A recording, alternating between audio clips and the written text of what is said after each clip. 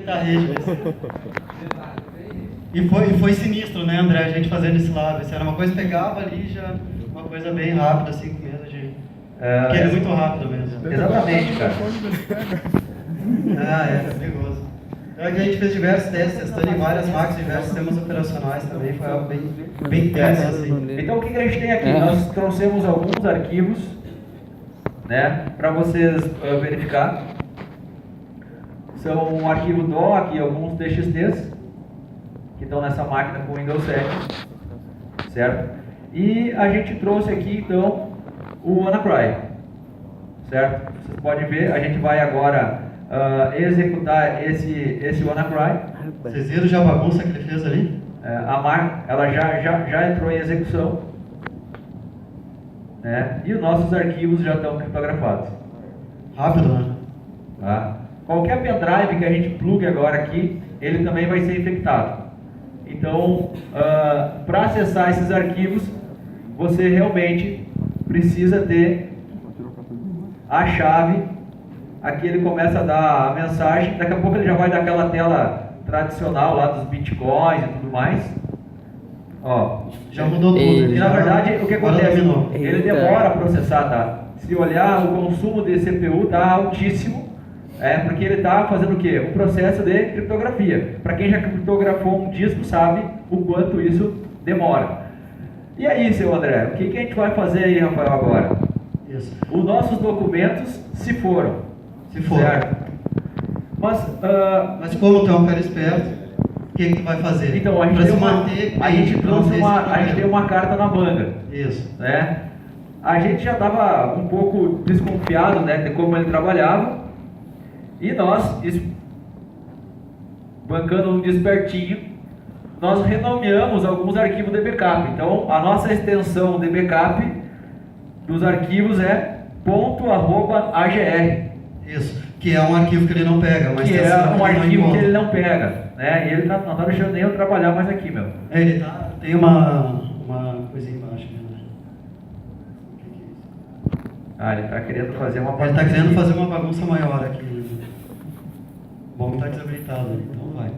Tá? Então o que acontece aqui? Se eu pegar, né, e executar aqui, ó, os arquivos se foram. Tá? Não consigo executar, está tudo criptografado. Né? Os meus documentos também se foram, mas eu tinha a minha pastinha de backup, certo? A minha pasta de backup. Então vou pegar a minha pasta de backup aqui para exemplo, né? Uma pastinha de backup, e vou pegar um desses arquivos aqui e vou renomear eles para .txt. Beleza? .txt. E aí eu vou abrir o arquivo. Ou seja, os arquivos que não fazem parte do grupo de extensões não são criptografados. Então isso pode ser encarado como a melhor prática. A gente preparou 2 scripts aqui, mas eu já fiz aqui na mão mesmo, que é um script o quê? Que o administrador pode, ao final do backup, dependendo da ferramenta que ele tem, dizer assim, ferramenta, quando terminar o backup, executa esse script. Qual script? Pode ser um for files da vida, que vai fazer o quê? Vai lá, pega um grupo de arquivos e renomeia. E aí, quando a máquina é infectada, o que ele faz? Ele remove esses arquivos de dentro da máquina infectada, joga em outro e renomeia os arquivos de backup, e ele vai estar com os arquivos de backup a salvo. Isso. Essa é uma solução bem inteligente, André, mas a gente pode ver que ele é um pouco manual. Né? Então a gente tem que fazer o backup, tem que criar um script para renomear os arquivos. Hoje o Windows ele tem alguma coisa que ele vai te ajudar a fazer isso? Tipo, alguma imagem que salva, algo assim? Nesse exemplo que a gente trouxe, o que acontece? A gente fez esse exemplo da extensão dos arquivos, que pode ser tanto para o Windows Server ou Windows Client, enfim, aí teria que escalar isso aí, né? Ou automatizar através de scripts, da PowerShell. Mas, por exemplo, para quem tem um Windows Server, às vezes utiliza esse recurso ou não, e para quem tem um Windows 7 também pode utilizar esse recurso, que nós comentamos antes, que ele iria fazer o quê? Ele iria deletar o Shadow Copies, não ia? E fica aqui, certo? E fica aqui. Então o que acontece? Se eu mandar abrir essa cópia de sombra aqui, será que ele foi infectado ou não? Vou olhar meu arquivo de backup, está intacto. Vou olhar no desktop desse Rafael F, os arquivos foram infectados? Foram ou não? Vamos abrir um para ver se foi. Esse é o script que eu falei para vocês. Tá? Ó, foi infectado? Não foi. Da onde é que eu tirei ele? Porque aqui, ó, eu tenho a versão que foi criptografada e aqui eu tenho a versão que não foi. Aonde que ela está? Ela está ali, ó. Tá? Ela está aqui. Eu não estou conseguindo dar o zoom aqui porque Está dentro da VM. Está dentro da VM e o Windows 7 não está aqui. E a máquina é minha, né? Usar a máquina dos outros é que nem dirigir o carro do outro. Né? Sempre, né? Bem assim. Tá? Então esses arquivos aqui, eles realmente não foram infectados. Eu fui salvo pelo quê? Pelo que a gente chama de cópia de sombra. Rafa, só para fechar, como é que cria a cópia de sombra? O usuário de desktop, ele pode simplesmente fazer o quê? Ele pode criar o famoso ponto de restauração. Ele vem aqui em criar, né? Vou colocar um antes aqui, e ele já vai criar um ponto de restauração. No caso, nós estamos falando de Windows Client. No Windows Server é mais robusto, dá para agendar o horário, tudo aquilo.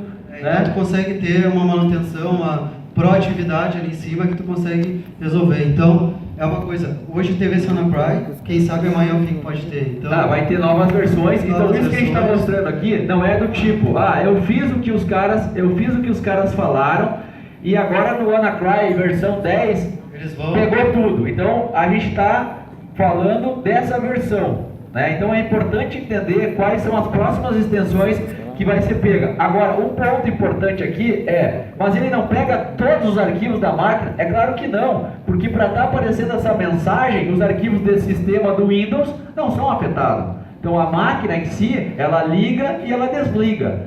Ou seja, foi tudo criptografado? Claro que não. Tá? Então esse é um ponto importante de ser pontuado para que o pessoal possa entender até onde que ele vai.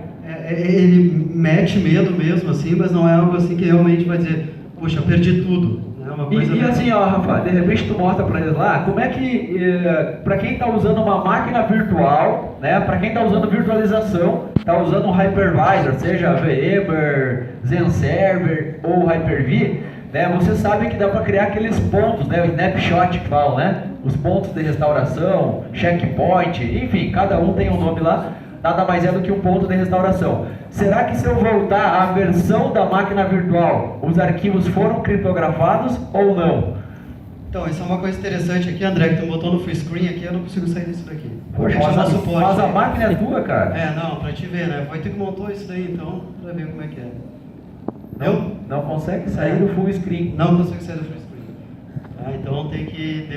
Criptografou a tua máquina, então, Rafa. Criptografou minha máquina. Criptografou a tua máquina. Tá, agora como é que eu vou justificar isso daí segunda-feira? Máquina de serviço aí. Isso aí tem que chamar o pessoal do suporte aí, tech suporte da Dell pra dar um jeito. E André, consegue sair? Bom, beleza. Então o que acontece aí, Rafa? Vamos mostrar a outra parte importante aqui. Isso. O que eu queria mostrar aqui pra você, só pra deixar, na verdade, aqui é que se tu usa o Hyper-V ou qualquer outro hypervisor, alguma coisa assim, da vSphere ou qualquer outro VirtualBox, qualquer outro que se usa, a gente consegue salvar o snapshot, tá? E aí, depois que ele infectar, a gente consegue rodar o snapshot antigo e ele volta aos arquivos todos normalmente. Então, é parecido com a cópia de sombra, porém dentro do hypervisor. Então, ele vai salvar a tua imagem lá e teus arquivos eles não serão infectados. Você consegue fazer um restore também dos teus arquivos na parte de virtualização. Então, a gente pensou tanto na parte física quanto na parte virtual. E depois tem outra questão também de aplicações virtualizadas que pode ajudar na proteção também, porque a gente escutou alguns rumores de algumas vulnerabilidades de RDP e tudo mais, que RDP, né, ele funciona assim, ele é atacado direto, né, em cima dele. Então... Bom, aí a gente também, aquela demonstração que a gente prometeu para vocês, a gente executou o primeiro no Windows 7, certo? Qual que é a ideia agora? A gente vai executar a praga também no Windows 10, beleza? Vocês estão vendo aqui que eu estou logando numa máquina e eu sou o administrador da máquina. Tá? Então eu teria permissões de executar qualquer coisa, vamos dizer assim. E aí a gente fez o que? A gente trouxe o WannaCry para dentro do Windows 10, porque afinal a gente mostrou no Windows 7. O que será que o WannaCry causaria caso ele fosse infectado, né?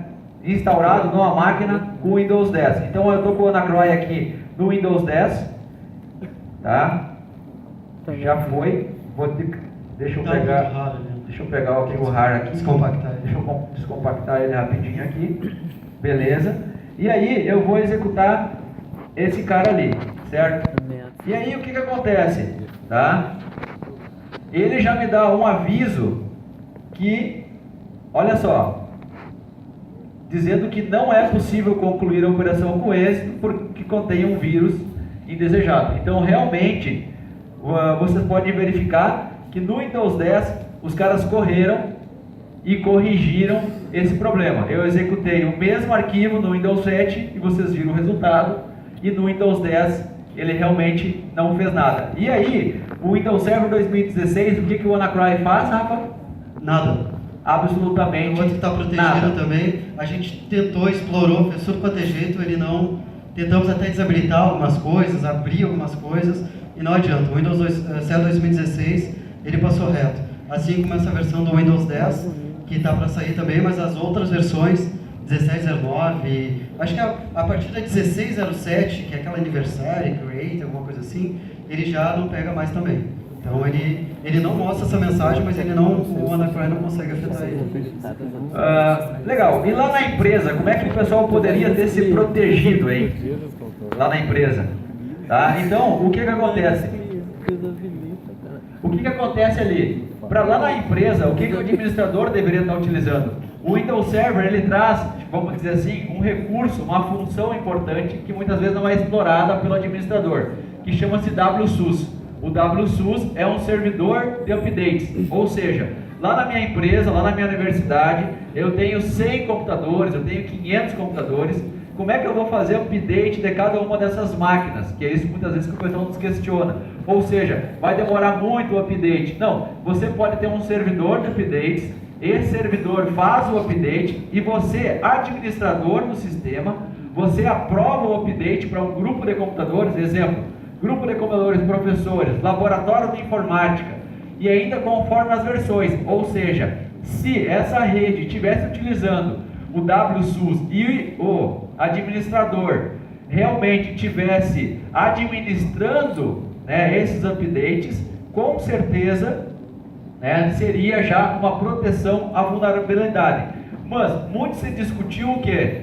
Eu devo aplicar os updates ou eu devo desabilitar o SMB, o protocolo SMB, certo? Na verdade, a sugestão é que você faça os updates. Você não precisa fazer os updates e desabilitar o SMB. Por quê? Porque quando você desabilita o SMB, né, Rafa? Isso. Desabilitar o SMB não é simplesmente desabilitar e acabou, né? Depende. Ele depende de vários serviços que são utilizados dentro do SMB, como compartilhamento de arquivos e tudo mais, e pastas e tudo. Então, no momento que a gente desabilita o SMB, a gente pode causar um baita transtorno e dano dentro de uma empresa, por exemplo. Caso local até não vai dar muito impacto, mas dentro de uma organização já é bem mais complicado mesmo. Ele acaba dando problemas que a gente não gostaria de esperar.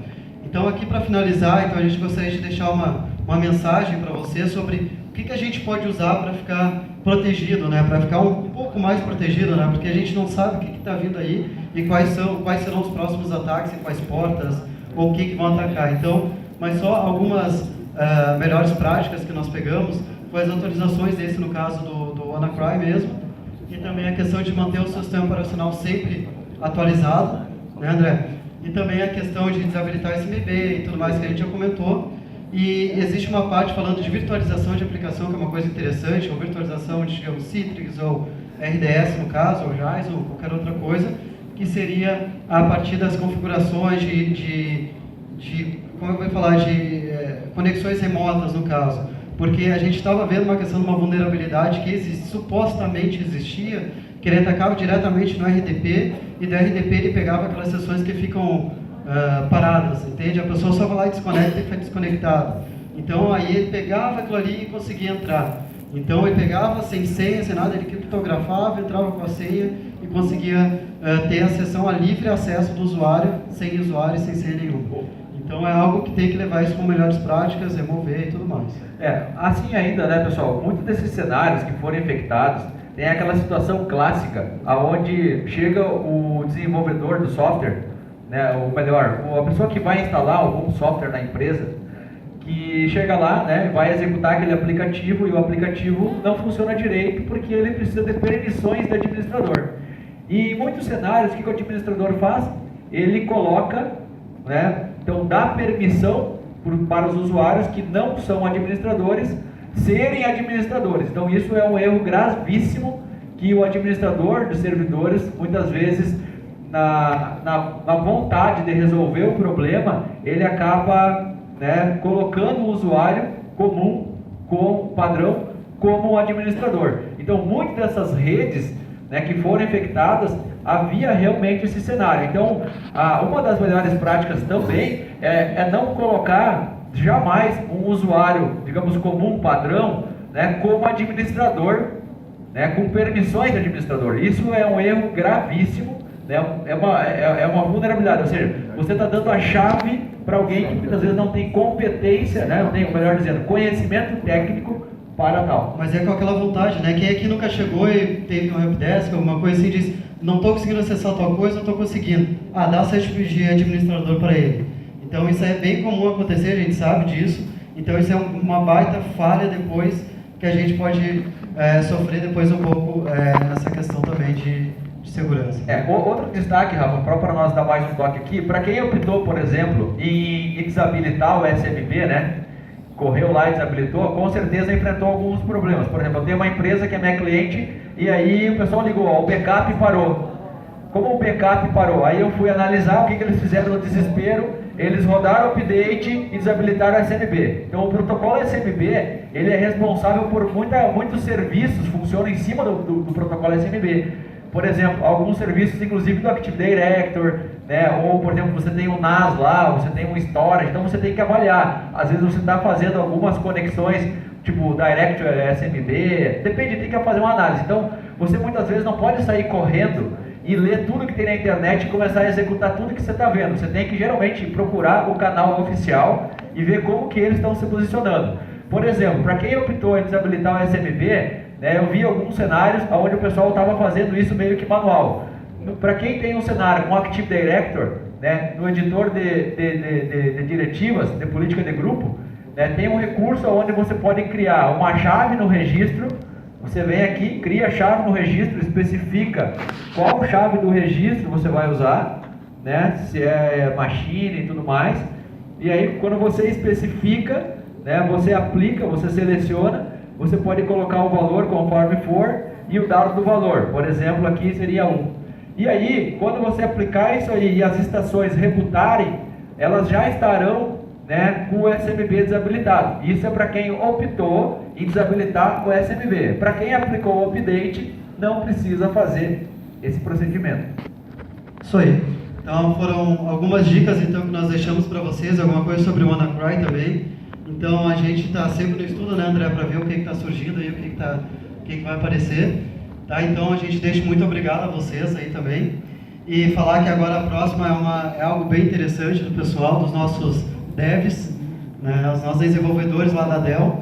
Eles vão estar mostrando um pouco de desenvolvimento de mobile, Android e também de TV. Tá? Então, muito obrigado a todos. André, quer falar? Pessoal, beleza, obrigado. Para quem tem uma dúvida, o pessoal levantar a mão, a gente vai conversar aqui no bastidor, tá? Por questão de tempo mesmo, beleza? Obrigado, pessoal.